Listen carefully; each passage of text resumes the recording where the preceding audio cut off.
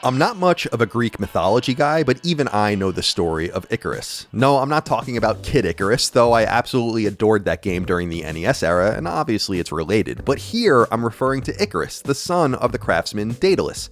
In the myth, Daedalus constructs a labyrinth, which he himself ultimately gets trapped in alongside his boy. To escape, he ingeniously concocts two sets of wings for he and his son, but there's a massive problem. The wings are made of metal, leather, and most importantly, wax.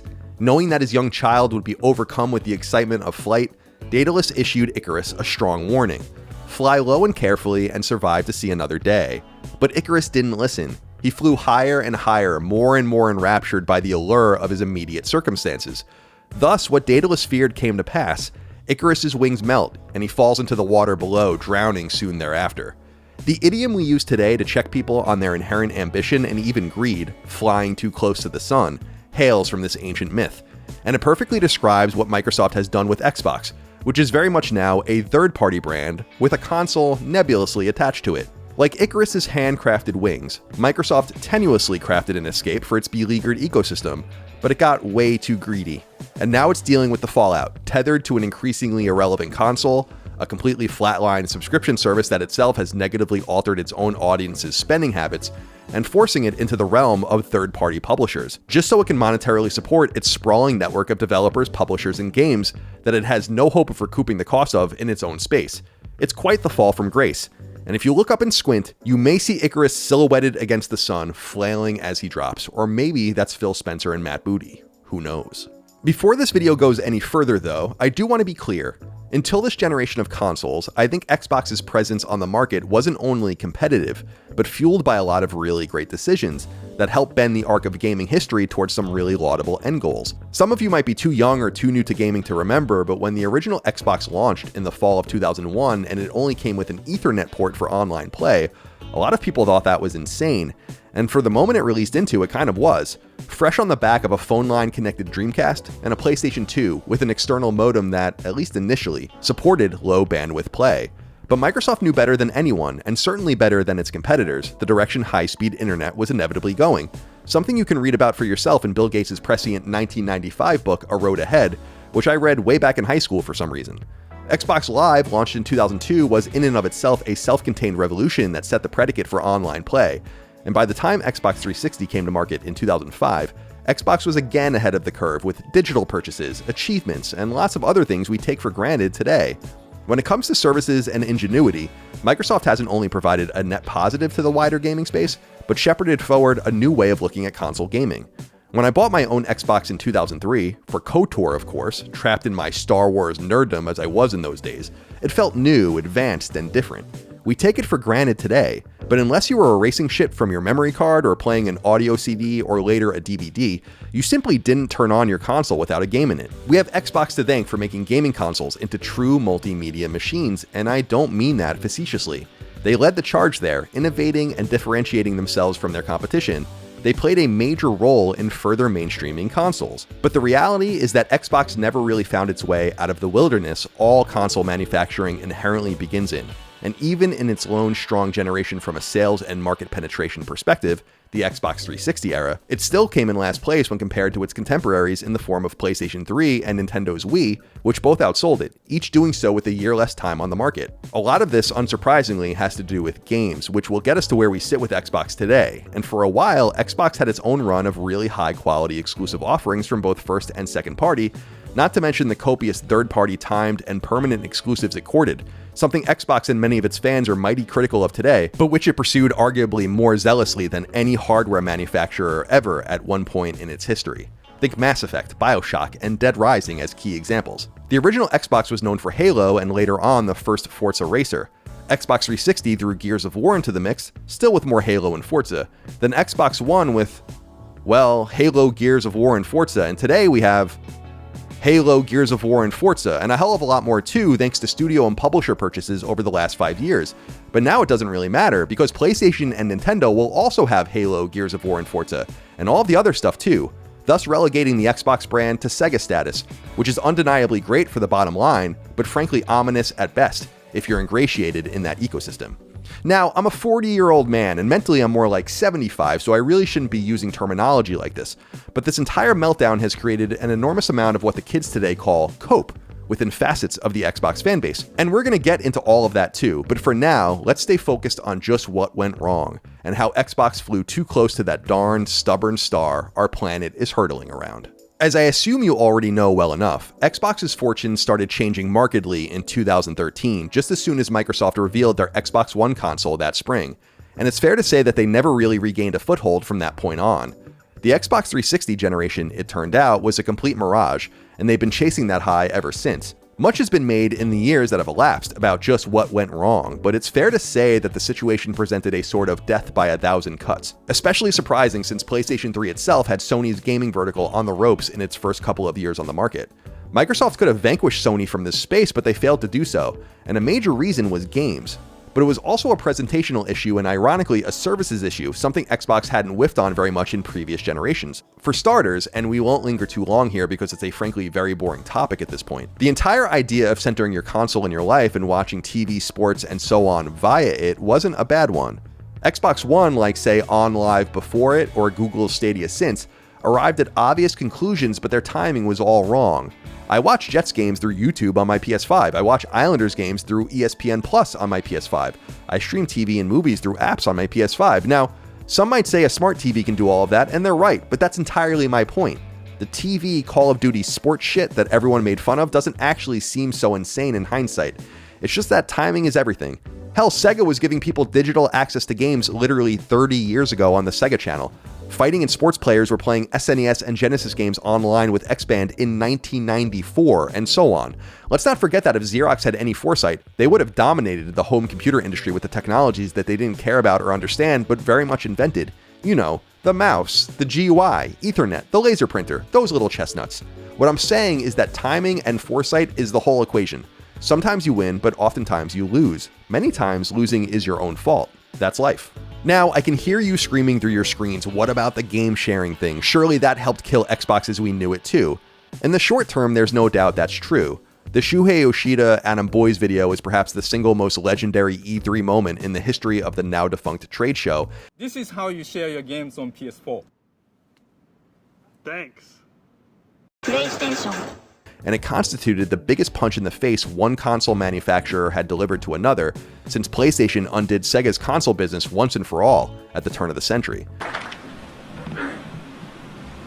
$2.99.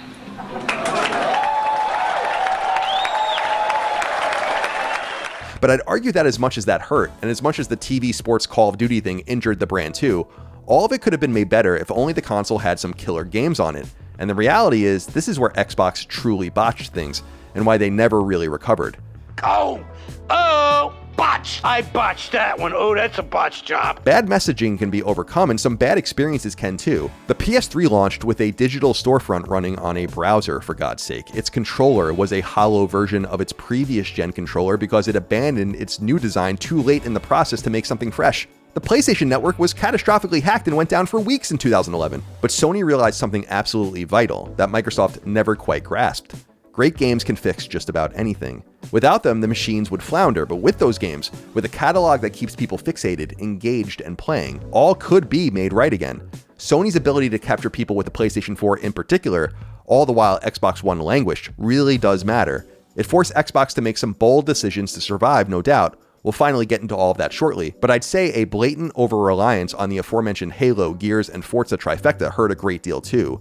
Sony knows how to move on, or at least it did. That's how Naughty Dog went from Crash Bandicoot to Jak and Daxter to Uncharted to The Last of Us to Intergalactic, or how Sucker Punch went from Sly Cooper to Infamous to Ghost, and so many other examples. You get the idea. You don't think there could be 15 Uncharted games by now? Trust me when I say there certainly could be.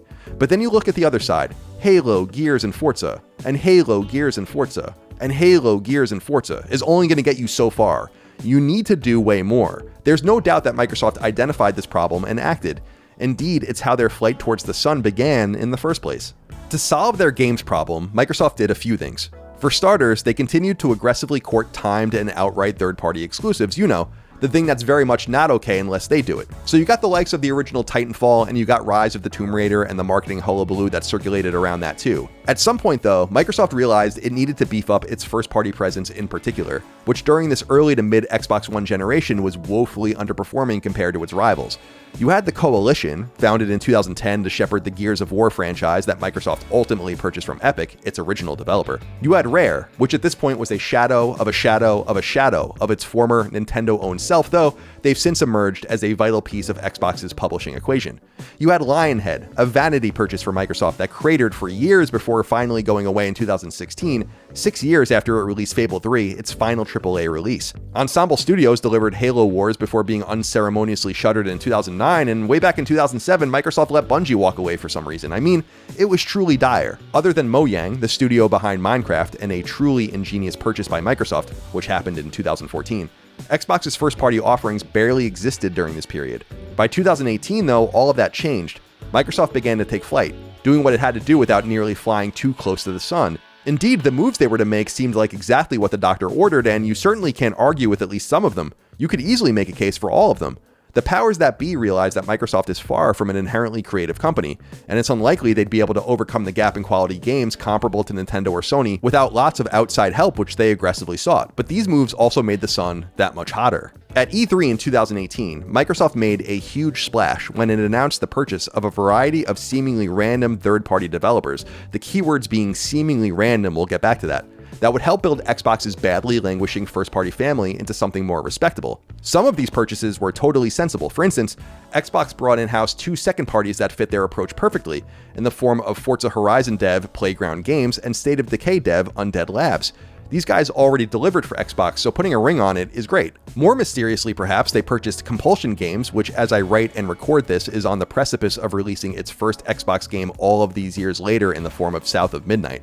They also snagged maybe the biggest head scratcher of them all in the form of Ninja Theory, which makes beautiful games no doubt, but as we saw with Hellblade 2 last year, no one really cares. By the next year, 2019, Microsoft had already invested in RPG studio Obsidian, arguably their smartest choice and to this day their most prolific, Insomniac-like churner of product, as well as the eclectic team Double Fine, which itself hasn't brought a game from embryo to market under Xbox's tutelage, at least not yet. The point here is that they were beefing up, even founding a couple of teams from scratch during this time. The incredibly productive RTS studio World's Edge, and the shockingly incompetent The Initiative, which is now on its 8th calendar year with no launch. Yet even these moves weren't enough, because Microsoft made another decision this time around that would force them to up the ante even further. Having a PlayStation-sized first-party family, which is what they had around 2019, would still be woefully inadequate to feed Game Pass, and it's Game Pass ultimately that brings us to where we are today. Now, if I've said it once, I've said it 1,000 times. Microsoft actually made a sensible and potentially even smart decision by spooling Game Pass up back in 2017, especially if you're examining the move through the lens of the time. It realized it was losing badly on the console market, unable to court adequate numbers of new players to the space based on old rules, so they tried to change the rules. And who could blame them? In their position at the time, I would have championed a similar approach, particularly with the runaway success of other subscription and streaming services that took parallel media silos, think TV, movies, and music, and turn those spaces upside down. Why would video games be immune to this trend? As we know now being the operative word, the reality is that most people have no interest whatsoever in a wide-ranging gaming sub, because unlike the churning nature of film, TV, and especially music, people spend way too much time with individual games for a broad subscription to make any sense to an enormous number of potential customers. But that was unknown, and perhaps even unknowable back in 2017. We had no data, so they made the leap and it seemed logical enough. But the reality is that a subscription service like that needs lots and lots of content, and though you can go and license it, it would likely be more efficient to simply make as many of the games as you could on your own. This is something virtually all of the streaming services and other entertainment silos outside of music have since learned. By 2020, Xbox Game Studios was in a more powerful position than ever before, but again, they weren't trying to sell games a la carte. They needed a constant stream of content to keep people engaged in their subscription on a monthly basis, so they had to go even deeper. At this point, Icarus wasn't flying too close to the sun at all, but his altitude was increasing. Remember, signing up to Game Pass for a couple of months to play, say, Starfield is a bad financial proposition for Microsoft, full stop. They just made, say, $40 max on you, but they would have made $70 if you just bought it. They need you to stay put, or the entire notion of Game Pass unravels. They needed more. Thus, near the end of 2020, Microsoft revealed that they weren't going to purchase individual studios, but rather entire publishers.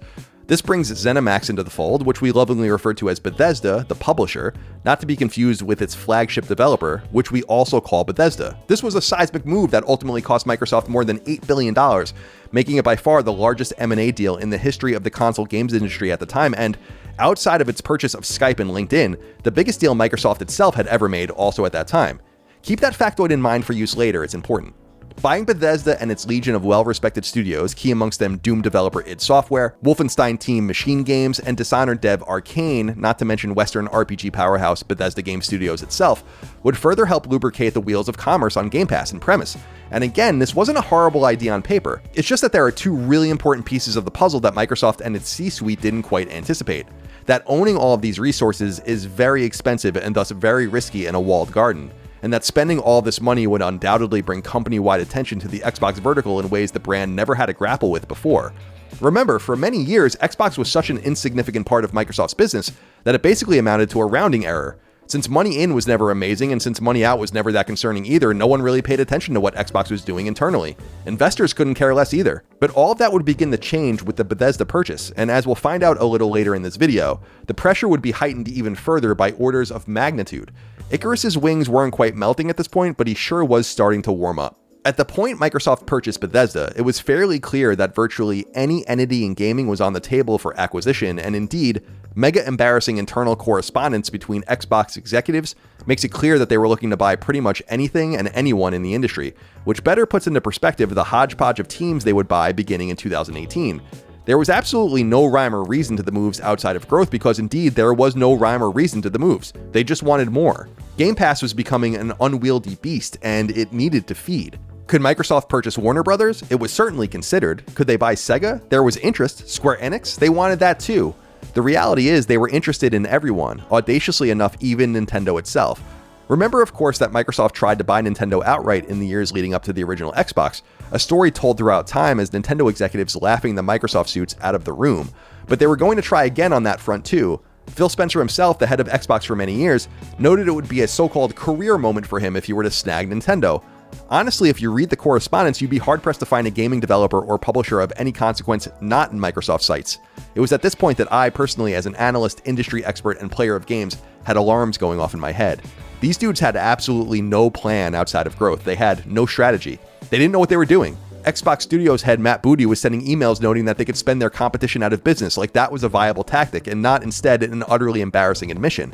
If buying the likes of Ninja Theory was weird in 2018, and it certainly was, then finding the logic behind, say, Microsoft owning Paradox or CD Projekt would also be elusive, when their success and the success of all of these other companies was largely predicated on a spreadshot approach. It's why Sony never purchased studios it didn't work with first, and when it did, like say Bungie or Firewalk, it didn't work out very well, did it? Growth for growth's sake is simply not a viable option in creative fields, especially not in an Xbox ecosystem that was stagnant at best and shrinking at worst. But it's nonetheless an option that Xbox execs pursued with glee and passion, not knowing at the time that the zeal in which they wanted to pursue acquisitions would undo their entire operation as it was then understood, alienate large swaths of their fanbase, and force them into becoming a third-party publisher of games full stop, to everyone's benefit but their own players. Just before, I told you that Microsoft's Xbox brand was bringing the Eye of Sauron, or perhaps the Eye of Satya, on itself more and more with each passing quarter, but $8 billion on ZeniMax was nothing compared to what these guys were cooking up next. And if Icarus was feeling a little hot then, the wax would start dripping to the ground below after this next one. The move of all moves, my friends, was Microsoft's pursued and ultimate acquisition of Activision Blizzard King. In early 2022, Microsoft revealed that it would purchase the mega publisher behind Call of Duty for a staggering $68.7 billion, some 8.5 times what it spent on Bethesda, a blatantly vast overpay for the entity, but one made as a seeming last-ditch effort to boost Game Pass and further monopolize console gaming resources. And it's fair to say that if you care about the Xbox console brand, this deal absolutely blew up in everyone's faces, and it did so a lot sooner than anyone could have thought possible. The deal, which closed in late 2023, almost immediately undid Microsoft's entire pursuit of exclusivity for its console ecosystem and for Game Pass, overpromising and underdelivering, all the while ensuring that the wider Microsoft entity would very much be paying attention to what Xbox was doing internally, upping the drama. Microsoft spent nearly 3 times more on Activision Blizzard King than the company had ever spent on a single acquisition in its history, and obviously the bean counters were going to be very, very, very interested in how all of this money would be made back. Little did anyone expect that much of the money would be made back by selling not only Activision Blizzard games and not only Bethesda games, but ultimately Xbox Studios games on its competitors' platforms. And that's how we arrived to today, with a totally reformed and reshaped Xbox that is now the biggest publisher on its prime competitor's platform. It's unbelievable. The reality is this: Game Pass is a wildly unsustainable and even destructive product when you consider how it eroded other parts of Xbox's business. If you're putting Call of Duty on Game Pass, a major promise behind the deal with the FTC to get this thing across the finish line, you simply cannot make back that series' insane level of cost by selling Game Pass subscriptions to transient subs for a fraction of what it would cost to just buy the game new. Microsoft no doubt started learning this in the years leading up to the deal, in which fewer and fewer third parties showed any interest in launching games into Game Pass on the back of ever diminishing returns, while Xbox taught its own audience not to buy games, but rather subscribe to a service that would give them away at a reasonable monthly fee. Game Pass is a wonderful pro-consumer idea, no doubt, but the numbers don't add up. And you can just look at Microsoft's recent financials for yourself, wherein, without the Activision deal and the numbers that it added to the bottom line, Xbox's games business would actually be shrinking, which I don't need to tell you is a catastrophic situation for any consumer brand. It's a great idea to buy Bethesda and put Starfield on Game Pass, but how much more could have been made if it was merely sold a la carte? We'll find out when it comes to PlayStation 5 and Nintendo Switch 2, but the numbers speak for themselves. And this is something that internally, Microsoft executives really understood and even forewarned about, which is likely why other entities seem to be controlling Xbox now, with a series of executive figureheads carrying out directives they didn't and likely still don't believe in. It's clear that Phil Spencer and his team have tenuous at best control over the enterprise at this point, contradicting years of messaging and marketing to go in an entirely different direction. This was the moment that Microsoft flew too close to the sun. And in its own hubris, it ate more than it needed to. Its eyes were bigger than its stomach. It will now forever rely upon its competitors on the market to support and sustain its own gaming operation. It's a true fall from grace, one the industry very rarely sees, and ironically, these were moves that were cheered on by the biggest Xbox evangelists, adding extra layers to the drama. None of this would have happened if the Activision deal in particular didn't occur. The situation Xbox is now in has everything to do with it, perhaps foreshadowed by the Bethesda deal, but really pushed over the edge by Activision Blizzard King. We all learn in life to be careful what we wish for, and it's safe to say that a grouping of the loudest Xbox fans got just that. It's here that I want to begin to wrap things up, returning to my conspicuous use of the word cope earlier in the video, a word that old men like me really shouldn't be saying, but sometimes the thesaurus just doesn't do the needed vocabulary sufficient justice. 2025 marks my 23rd year in the games industry as a so-called professional, so I have a lot of experience here. I've been around the block a few times at this point. The loud, boisterous section of the Xbox ecosystem that has for years poisoned the well of console gaming discourse is the very group that most loudly cheered on these acquisitions, thinking that it would make Xbox into an exclusives churning machine unlike any you've ever seen, injuring its competitors in the process. And in a perfect world with good management and truly talented studios across the board, maybe that would have become reality. But these people were, and I want to emphasize this as much as I can, dead wrong. About as wrong as they could be. They were wrong repeatedly, unapologetically, aggressively, and consistently. Hearing things now like, this is great, everyone will subsidize Game Pass, is pure cope. And why would Game Pass need to be subsidized in the first place? Because it's ultimately not working as is? You don't say. Saying more people get these games is true, but also cope. This isn't what many of you were saying just a year ago, and certainly not 2 or 3 or more years before that, when you were rooting, praying, and hoping for games, series, publishers, and developers to be taken away from competing ecosystems. Fast forward to today, and PlayStation and Nintendo gamers get Xbox games. Xbox gamers get virtually nothing in return. How is that a win? Yes, Microsoft Gaming is now a massive third-party publisher, but that's not what you wanted, is it? They're making a lot of money, yes, but they're spreading the field elsewhere and not staying put. More cope? You decide. The point I'm making is this. We're all wrong. I'm wrong all the time. I've spoken into a microphone for maybe 10,000 hours or more. I've written millions of words quite literally. I made a really dumb Mass Effect 3 video once and I said Vita would outsell 3DS, but I own those mistakes and many others. We talk about all of it extensively on our shows. We literally start every episode of Sacred Symbols with corrections from the previous week. Will we see any similar adjustments from the chronically wrong here? I highly doubt it, but it's something that maybe I'll get into in a future video. It's just that it's not every day that Icarus flies too close to the sun hand in hand with someone leading him there, blissfully unaware of the outcome, when the outcome seemed at some point so blatantly obvious. How did I know for years that this would all go pear-shaped, but they didn't? Where does the buck stop with these people? Why does anyone continue to listen to them? I guess that's up to all of you. So yeah, that's how Microsoft undid the Xbox brand, paradoxically making it more financially powerful while undoing its entire exclusive ecosystem forevermore. and aggressively trying to undermine Nintendo and specifically PlayStation by attempting to remove as many resources from the board as possible to squeeze the competition. Microsoft instead made itself into PlayStation's biggest third-party publisher, from Call of Duty to Minecraft, from everything Bethesda does to everything Xbox Studios does. This perhaps constitutes one of the great ironies in all of gaming's long history. And it's all because some executives that thought they knew more than everyone else insisted on flying too close to the sun, bringing the entire operation careening into the plasma, hand in hand.